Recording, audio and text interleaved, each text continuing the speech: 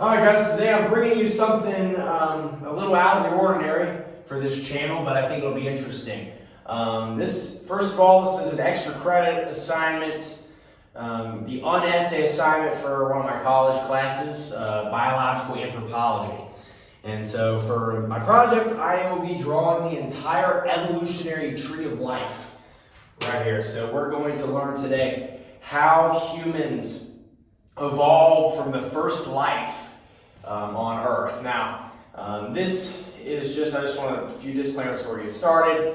Most of this is just a theory. It is known as the theory of evolution. It has been widely tested over the last few centuries. But I myself am a creationist. I do not believe in evolution, but I'm still bringing this to you guys today, regardless of what is true and what's not true about evolution. That is not what we're here to do today. I'm going to bring you a video showing you where humans are in this tree of life from an academic perspective. So we're going to start with the very first life ever on Earth and go to humans. Homo sapiens is the official name. So without further ado, let's go, baby. So to understand where life comes from, what has been widely accepted by biologists and paleontologists, the very first life was a single-celled organism, a microbe, which is very similar to bacteria. It's called Luca. Luca is the code name for it. And Luca is the common ancestor of every living thing on Earth that has ever lived. And it's the common ancestor that shows that we are related to each other. We are related to monkeys. We are related to the squirrel that you see in your backyard. And we're related to every tree and every blade of grass and every bacteria that lives in our teeth and inside of our bodies. We are related to all of them because this microbe that appeared billions of years ago is the common ancestor of every living thing.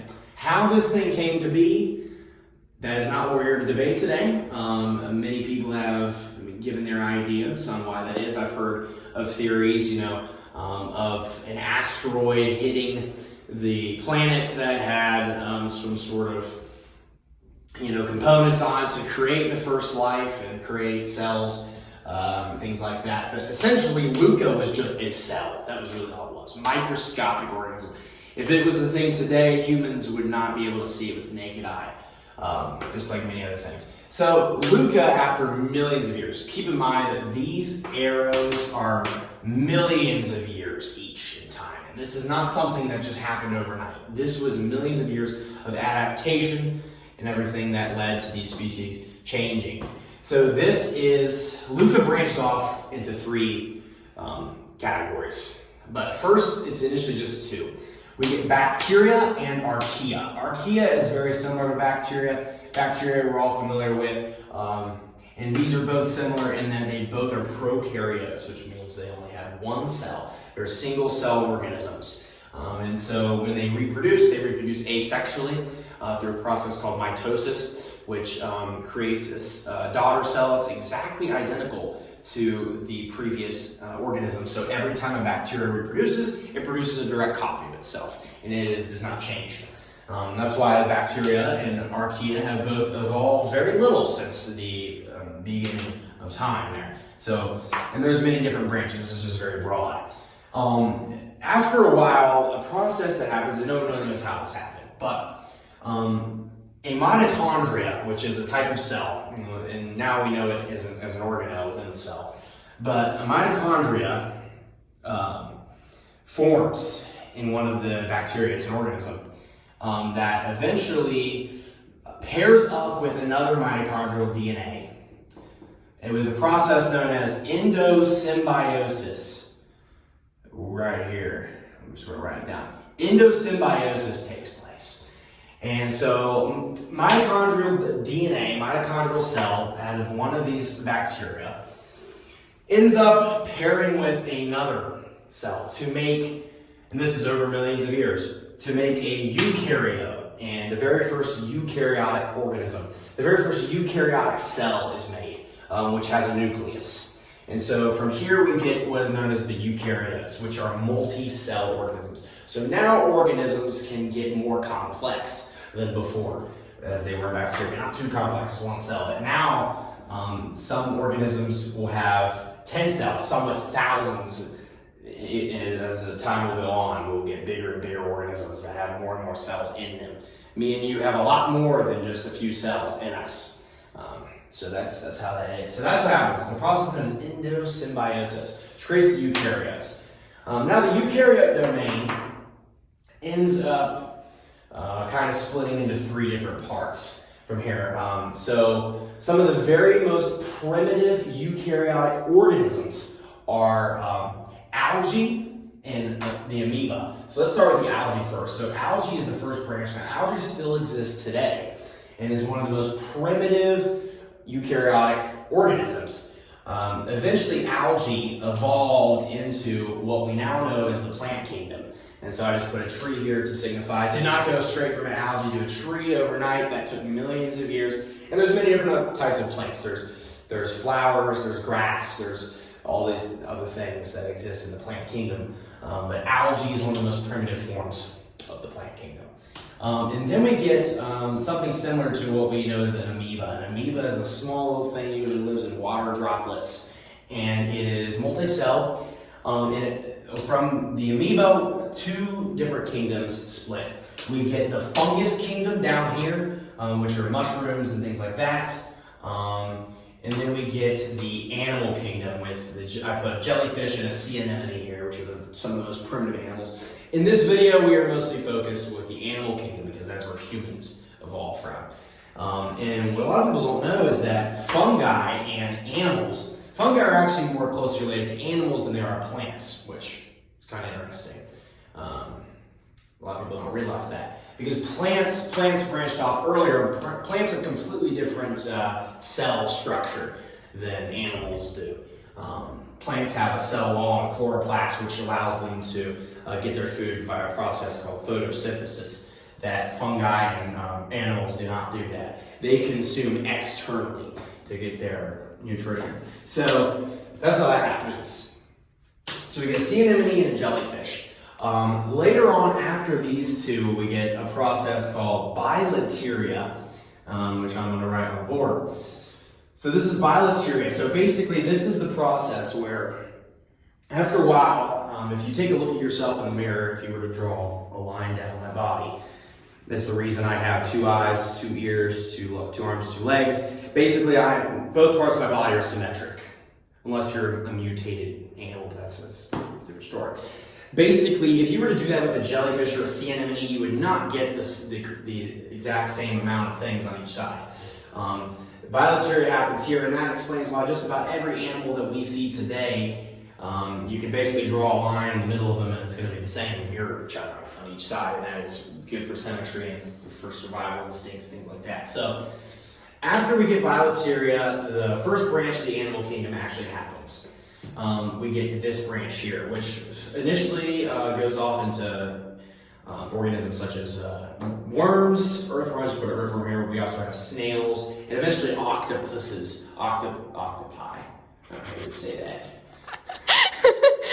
that are also in this line here. But eventually we get the arthropods, which are the insects, not only insects but also arachnids and crustaceans. So we also get mollusks, we get crabs, we get insects, spiders, scorpions, all the creepy crawly things that us humans don't like too much. They're from this, I just put a grasshopper. The grasshopper is he's going to represent the insect class right there. So now we get, continuing with the main branch. This main branch here is eventually what's going to lead to primates. So I'm just going to keep going on.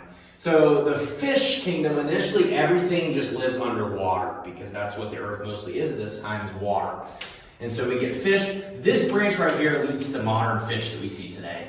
This right here is a coelacanth. It is a fish that still lives today. It's one of the longest living organisms on earth. And it actually is from the more evolved branch of fish. This fish is likely, if you have pet fish at home, they're from this branch here. But this branch eventually grows and evolves to grow legs. and then evolves into eventually what it does is it starts realizing that plants are on land now and that it can go on land to eat and lay their eggs on land but still live in the water simultaneously. And so from them we get the amphibians, which the amphibians live both on land, can both live on land and water. Amphibians are today frogs, salamanders, things like that. So they're very primitive. The amphibians actually predate both all mammals, birds, and reptiles. So amphibians are pretty primitive as well in that matter. So we get them.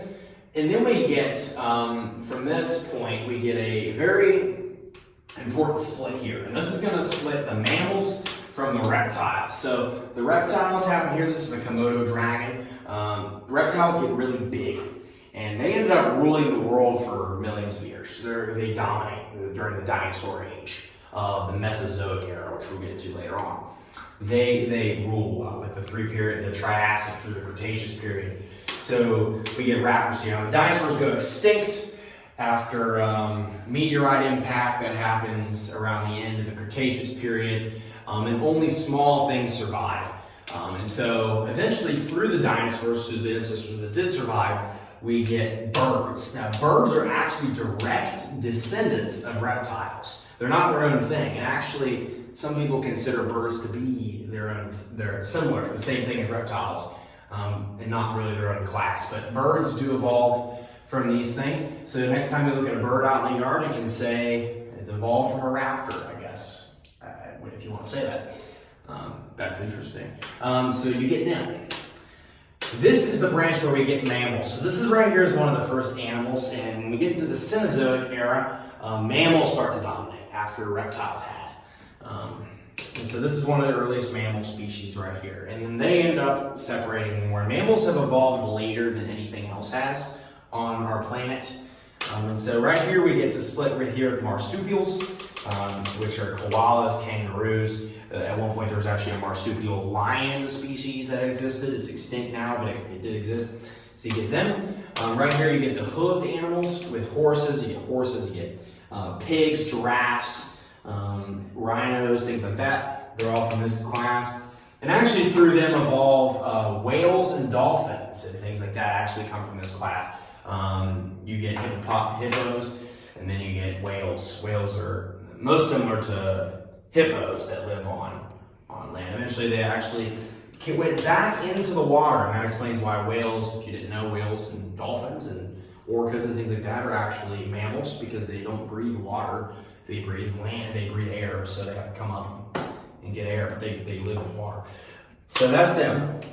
So then we get down here the carnivorous mammals. So there's two different classes. There's the dog class and the cat class. They're not really classes, but they're different ones. So this is the fox, which represents the dog. We get the domestic dog here. We get wolves, things like that. And then right here we get all the cats. So domestic cats, we get tigers, leopards, panthers, all that stuff. Right here, jaguars, lions, all that stuff through the cats. So and then up here we get rodents. Now rodents are the most similar relative to primates, which we're going to get to later in the next section. So rodents include mice, rabbits, all that stuff are all in here. I did rodents plus rabbits because I know they're too cute to be rodents according to some people. But that's how that is. And so now we're going to get to the primates and find out where humans fall off. So that was a very broad scope of everything here. So let's continue the video. All right, I got an eraser now that I'm using as my pointer. So this is the geological time scale. This is the different eras in geological history. So there's the Paleozoic, the Mesozoic, and the Cenozoic. The Paleozoic is known as the age of fish. And so right at the beginning, about 542 million years ago, we get what's called the Cambrian explosion, which is when a bunch of different life forms come out. And then that happens for millions of years. About 300 million years ago, 299 million years ago, we get an extinction event called the Permian extinction, which is the biggest death event in world history. It happens there, just about like 80% of life is killed. And then that functions, that transitions into the Mesozoic era. And so fish are no longer the dominant force on Earth. It is now the reptiles, which is where we get, dinosaurs and stuff like that. So the Triassic, Jurassic, and Cretaceous period. At the end of the Cretaceous period, another extinction event happens where most of life is killed except for small things, which eventually evolve into mammals. And so the Cenozoic era is called the Age of Mammals, and that can be divided into the Paleogene, the Neogene, and the Quaternary period. Quaternary period is where we live in today, and has last 2.6 million years ago. But the Cenozoic era can actually be divided into different epochs, and this is where the primates really start to evolve. We'll see humans start to evolve, ancestors through these periods, the Paleocene, especially when we get into the Miocene, the Pliocene, the Pleistocene. We get that. The Pleistocene is basically where the end of paleontology starts and human history kind of starts in the Holocene. Since this is a history channel, I'm going to kind of go over this. It's kind of interesting to me. That began about 11.5 thousand years ago. It's what we estimate was the end of the Ice Age. During the Ice Age, there were glaciers that spread all the way down into the northern United States, most of Europe and things like that.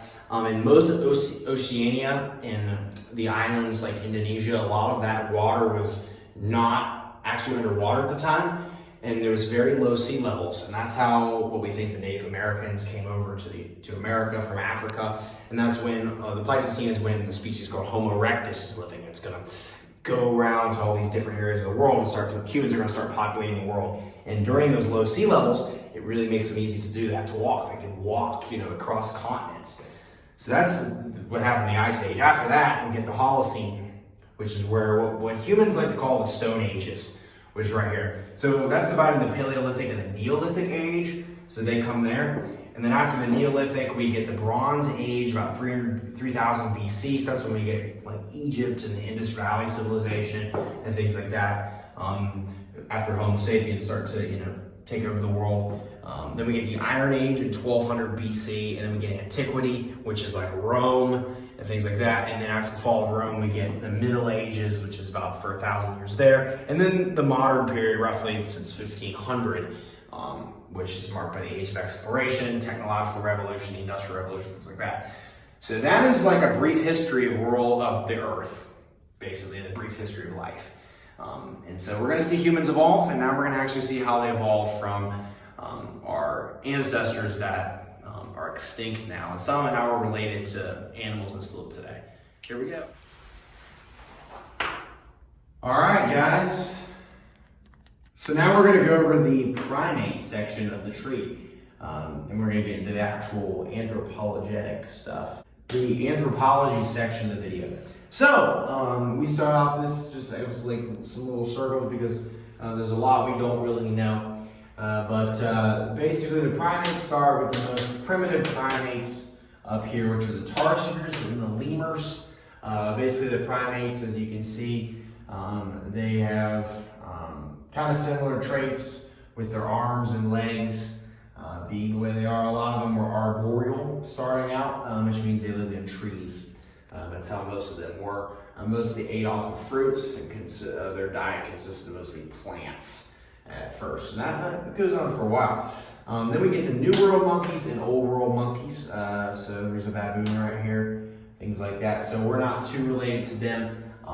They're kind of monkeys and other types of primates.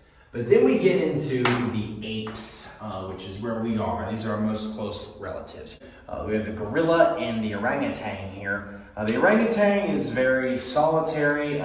For a primate, it is not very social. They like to travel on their own, do things like that. So we can see this one in the tree here. So the orangutan is pretty arboreal, still in the trees mostly, and a lot of times their arms are longer, or just as long as their legs are.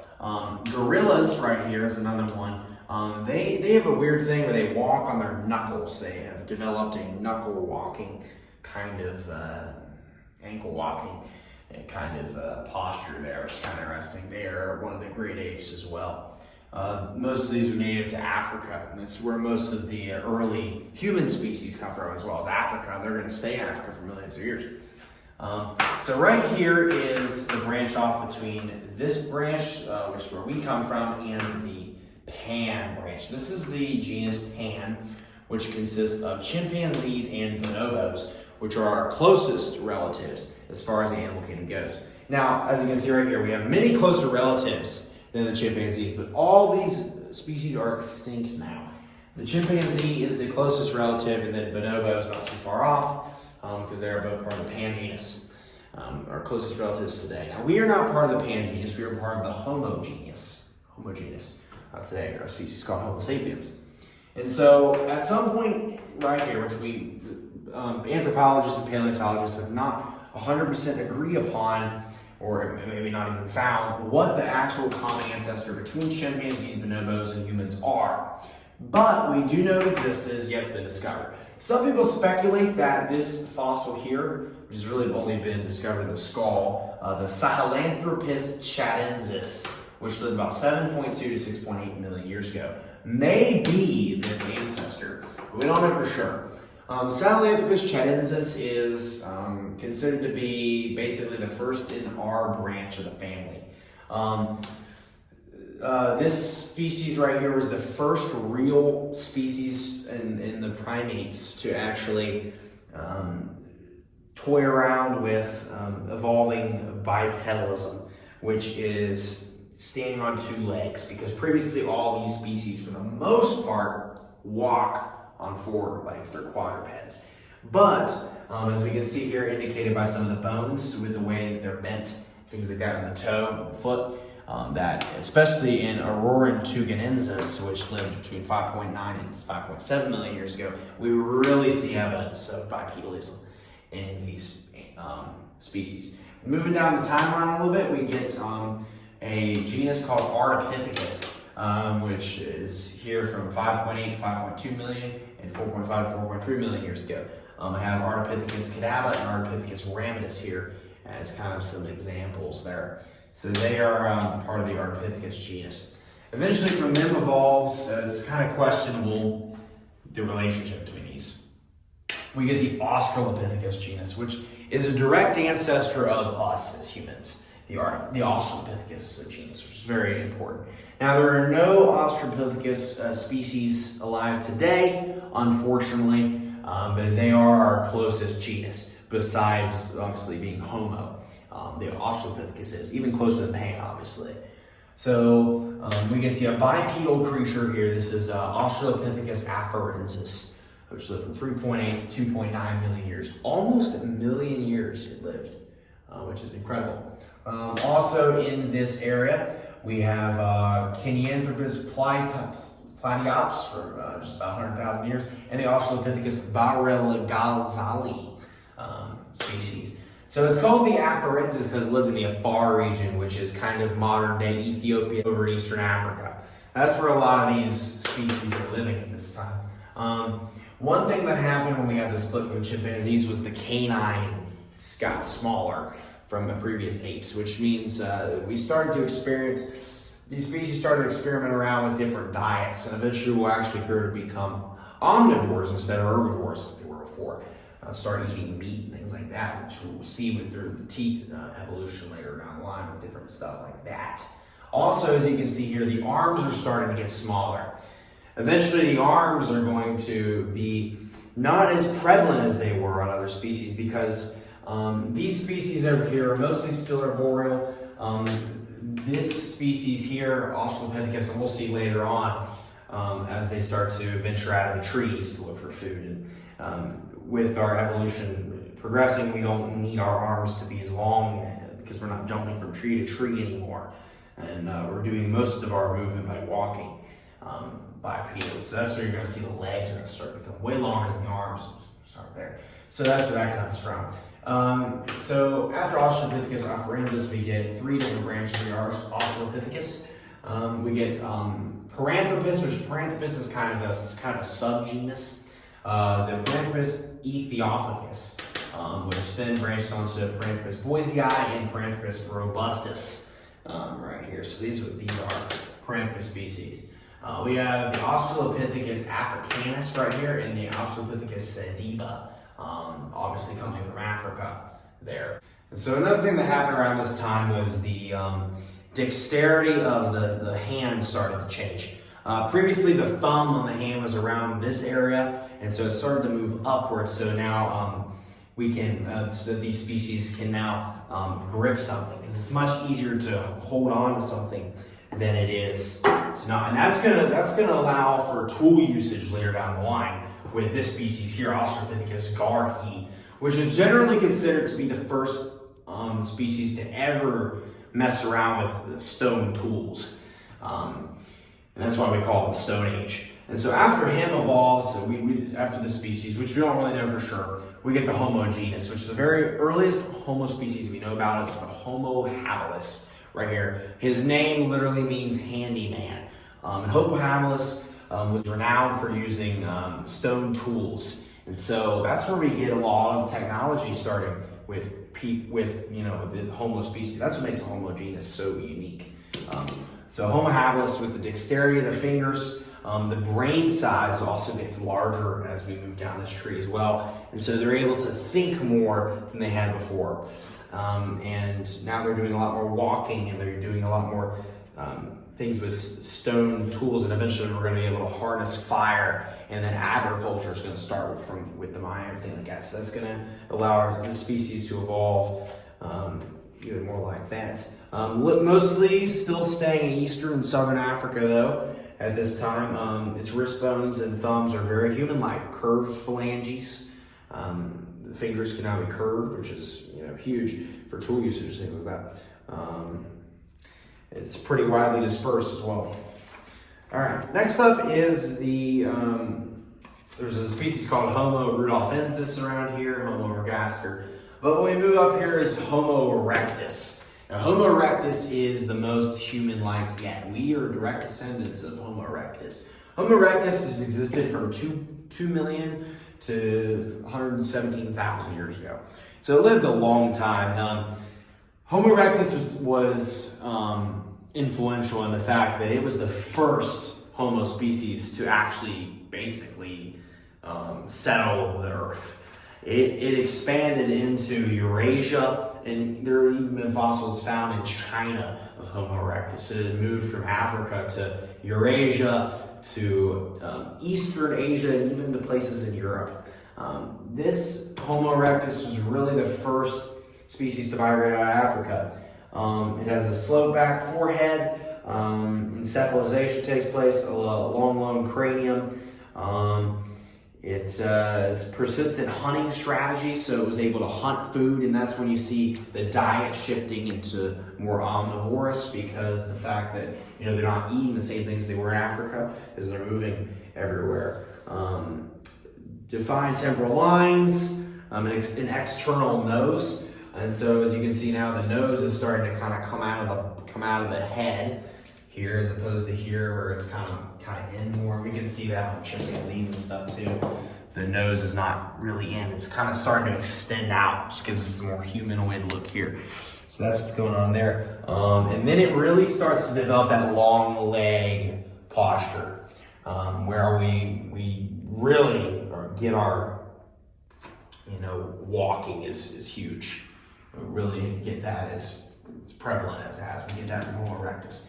And their brains are huge. They learn how to harness fire for cooking meat and things like that, which is huge. And that's where basically your stereotypical caveman is Homo erectus. And Homo erectus looks pretty similar to human. I mean, if you put this thing in a suit walking down the street, it would honestly fit in, as opposed to some of these other species probably wouldn't. But this sort of starts to get very humanoid, and we get a lot of our traits from Homo erectus.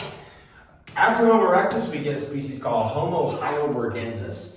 Now it's called, it's funny, it's called heidelbergensis because it was discovered in Germany, and Heidelberg is a huge research university there in Heidelberg. I've actually been there. But they actually named the species after it.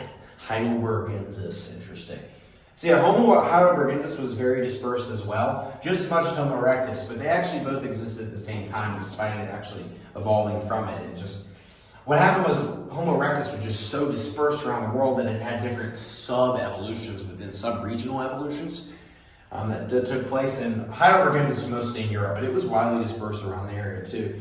It existed from 600,000 to 200,000 years ago. Huge amount of variation within this species as well.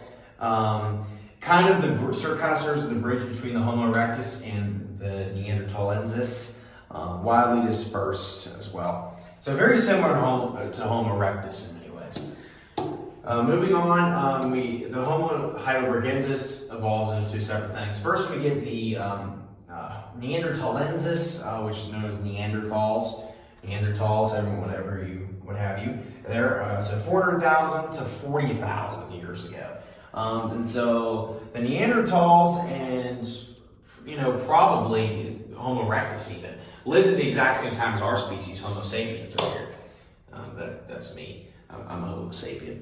So there we go, 200,000 years ago. There's also a species over here called the Denisovans, which is only very few fossils have been found of them in Oceania, places like that, which I previously mentioned in the video, the Pleistocene, during the Pleistocene epoch, during the Ice Age.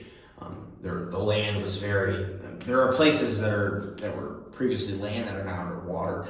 And so there's a likelihood that around, the Indonesia area, that there are underwater fossils of Denisovans that we don't really know. That's why it hasn't really officially been given a Homo name yet, because we're still speculative about it. But we know it lived not too long ago and did live at the same time as us, as Homo sapiens. So that's what happened there. So then from Heidelbergensis we get Homo sapiens right here, which is our species, and actually the only Homo species still alive today. After the Pleistocene, they pretty much all fell off. And Homo sapiens is the only one that still survives today. And Homo sapiens obviously evolved the most, creating, civilization and great empires, and created an idea of society and technology. And we're the first species to ever leave our planet and go to the moon and future on and into Mars and everything like that. We have ambitions for that. So that's where we're at now with Homo sapiens. So that is the history of life on Earth as it goes to Homo sapiens and kind of humans' place on the planet. So this is the primate evolution. So if that was said and done, thank you guys for watching. Be sure to comment, like, subscribe, and see you guys next time. Come on,